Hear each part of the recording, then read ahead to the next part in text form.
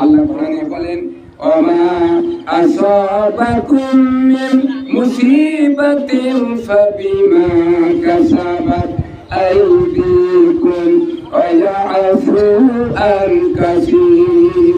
বান্দারে, তোমার উপরে যখন কোনো বিপদ আপদ আসে, মুসিবত আসে, বুঝতে হবে আল্লাহ তোমার উপর চাপায় দেন নাই, এটা তোমার দু হাতের কামাই করা। তুমি যেমন গাছ গাছ তেমন ফল তোমাকে ভোগ করতে হবে। জোরে বলেন ঠিক কিনা? আল্লাহ বলে তুমি গুনাহ করো, অনেকগুলো আমি মাফ করে দেই, আবার অনেকগুলি রাখি। বান্দারে, আমি যদি মাফ না করতাম তাহলে বান্দা এই আকাশের নিচে জমির উপরে শ্বাস ফেলাবার সুযোগ তুমি পেতে না।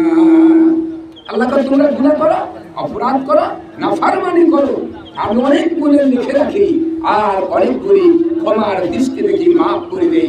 সুবহানাল্লাহ।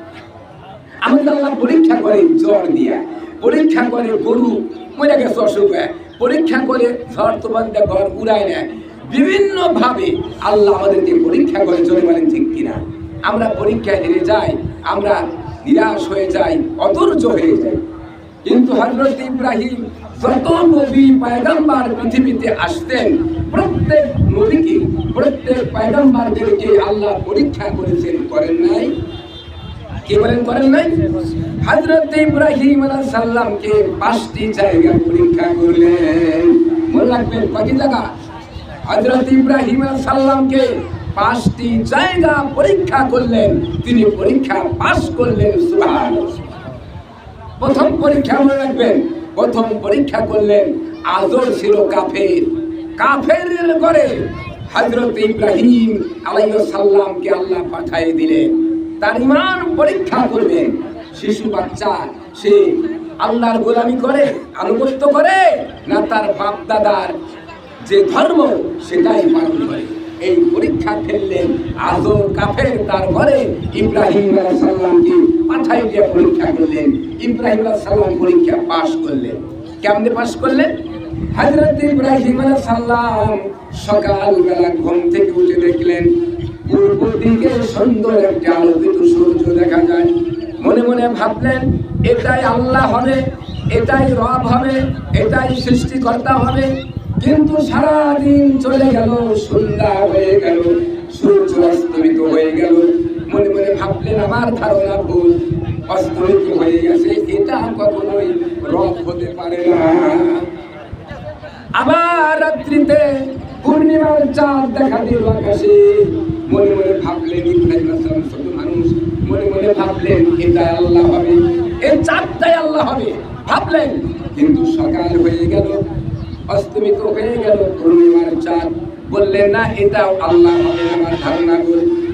এইগুলাকে যিনি পরিচালনা করেন উঠান আর ডুবান, তিনি হবেন আল্লাহ রাব্বুল আলামিন। এগুলাকে পরিচালনা যিনি করেন তিনি হবেন আল্লাহ, আর কেউ না। অতএব আমার বাপ দাদা যে মূর্তি পূজা করে এগুলা মানা যাবে না। তাদেরকে বললো মা বাবা আত্মীয় স্বজন এলাকাবাসী তোমরা এই মূর্তির পূজা করো না, তোমরা আল্লাহর নাফরমানিতে পড়ে যাবে, গজবে পড়ে যাবে। তোমরা যাকে বানাও তাকে পানিতে ফেলা মারো, তোমাদের সৃষ্টি করেছে কে একটু মনোযোগ দিয়ে চিন্তা করে দেখো।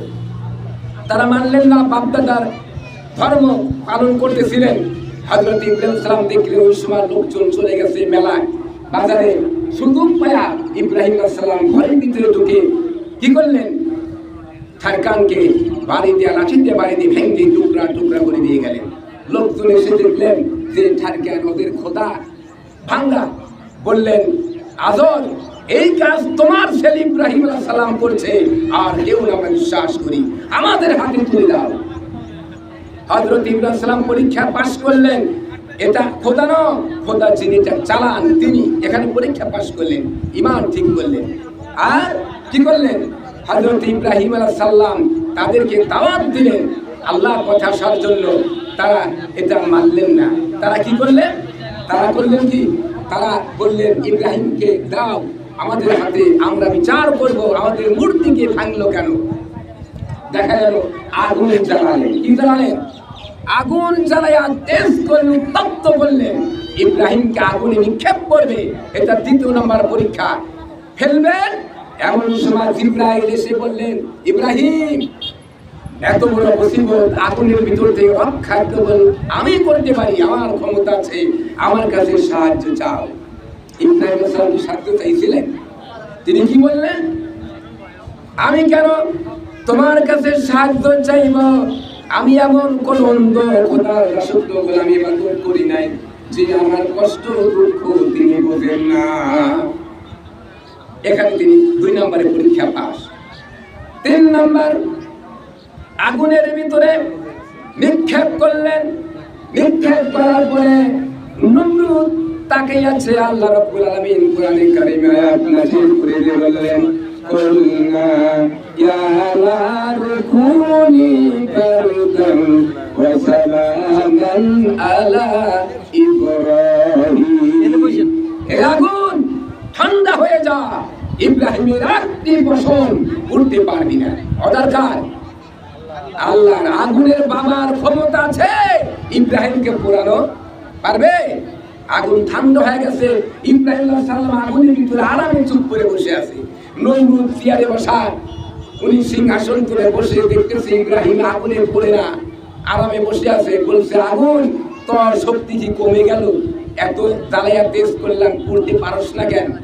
আগুনের ভিতর থেকে জবাব আসলো, এর নমরুদ শোন, আমার আল্লাহ নিষেধ করেছে ইব্রাহিমের একটি বসন করতে পারবো না। যদি আমার শক্তি কমে গেছে মনে করস, তুই তো আর কুষ্টি এসে ভয়, আমি আগুন করতে পারি কি না পারি একটু পরীক্ষা করে দেয়। এই 2 নম্বর পরীক্ষা তিনি পাস। 3 নম্বরে পরীক্ষা করলেন। 80 বছর বয়সে ইব্রাহিম আলাইহিস সালামকে একটি সন্তান দিলেন। কি দিলেন? একটি সন্তান দিলেন। পয়গম্বরের ছেলে, এত সুন্দর চেহারা দিলেন। হযরত ইব্রাহিম আলাইহিস সালামকে আল্লাহ রাব্বুল আলামিন জানাই দিলেন, বলেন, ইব্রাহিম, তোমার বিবি হাজেরা আর তোমার নবজাত শিশু ইসমাইলকে মরুভূমির ভিতরে রেখে আসো। 3 নম্বর মনে রাখবেন, 3 নম্বর পরীক্ষা রেখে আসো। আমরা কি তাই করতাম? এই বাচ্চাকে আর স্ত্রীকে মরুভূমিতে রাখলো, খাবার নাই, সামান্য পানি আর সামান্য কিছু খাবার দিয়ে আসতেছিলেন। হাজেরা বললেন, ইব্রাহিম, আমি কি অপরাধ করেছি? আমার সন্তান কি অপরাধ করেছে যে সামান্য খাবার আর পানিতে মরুভূমিতে রেখে যাচ্ছ? বাড়ি নাই, ঘর নাই, থাকার কোনো জায়গা নাই, এটা কি আল্লাহর হুকুম? হযরত ইব্রাহিম আলাইহিস সালাম আকাশের দিকে আঙ্গুল উঁচা করে বুঝালেন। হযরত হাজেরা বললেন, ইব্রাহিম, এবার নির্বিঘ্নে তুমি বাড়িতে চলে যাও। আমার আল্লাহ যদি বলে থাকে তাহলে আমাকে, আমার ছেলেকে খাবার পানি খাবার না দিয়ে আল্লাহ পাক মারবে না, আমাদের মৌত হবে না না খায়। কি ধৈর্য, কি ইমানের শক্তি! চলে গেলেন। এমন সময় হযরত ইব্রাহিম আলাইহিস সালাম চলে আসলেন।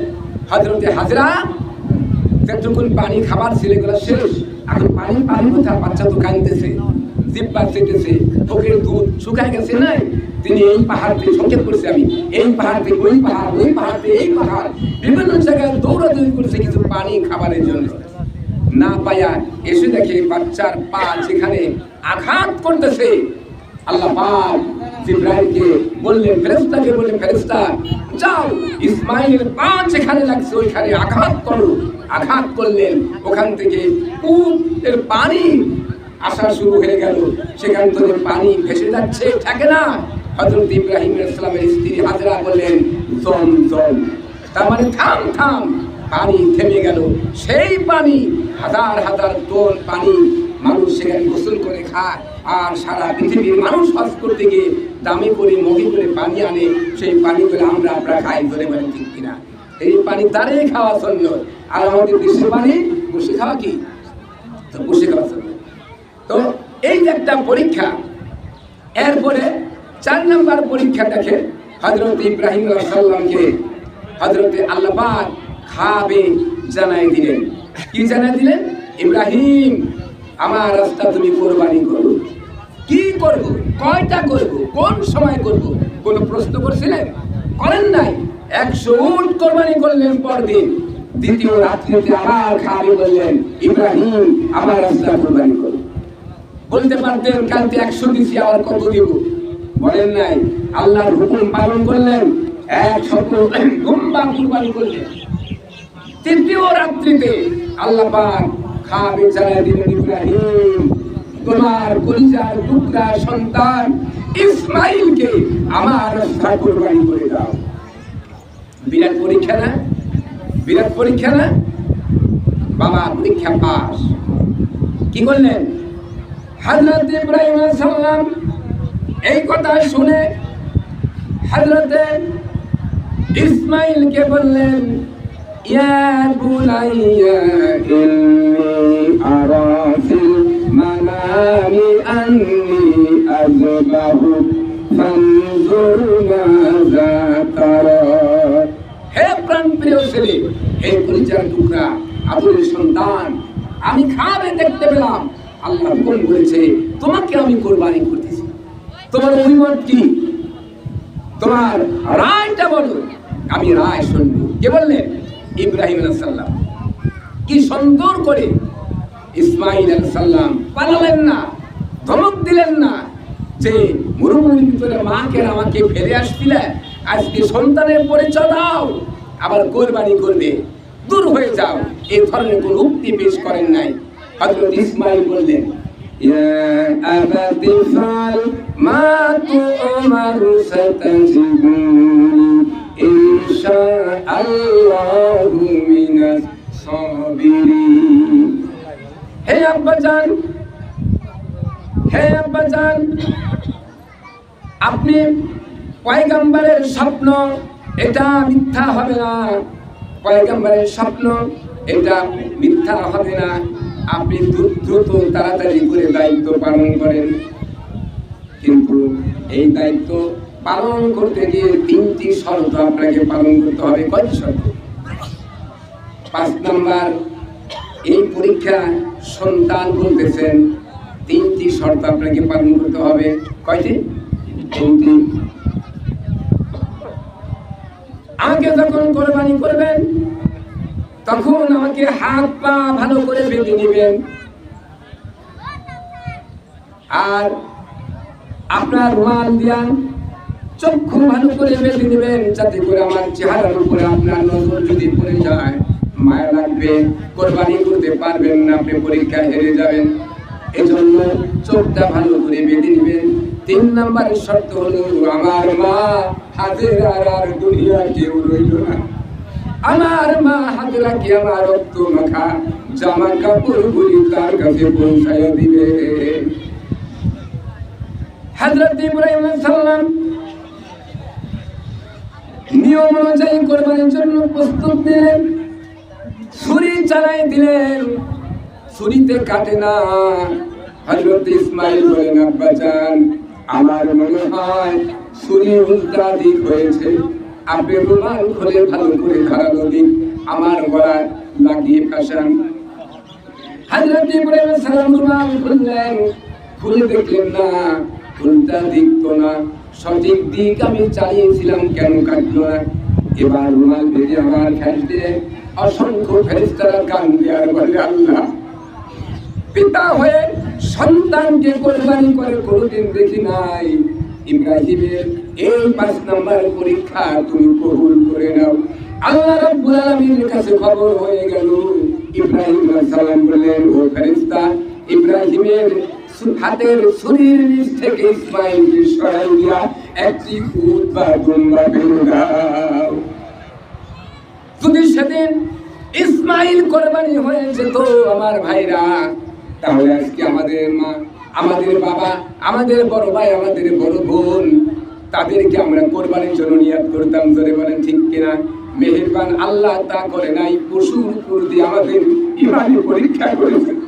আর সেই মানে পরীক্ষা দিতে গিয়ে আমরা সুদের টাকা, ঘুষের টাকা, চুরির টাকা, অবৈধ টাকা দিয়া আমরা কুরবানি গরু কিনি, ছাগল কিনি, মহিষ কিনি, ভেড়া কিনি, অনেক কিছু কিনি। দুর্বল, যেটা দাম কম পড়ে যায়, পানি ঢালা লাগে, আগুন সেক না দিলে ওঠে না, একদম হাড় বেরিয়ে গেছে, কম দামে আল্লাহর রাস্তায় আমরা দেই, এমন লোক আছে না? কিন্তু পীরের মাজারে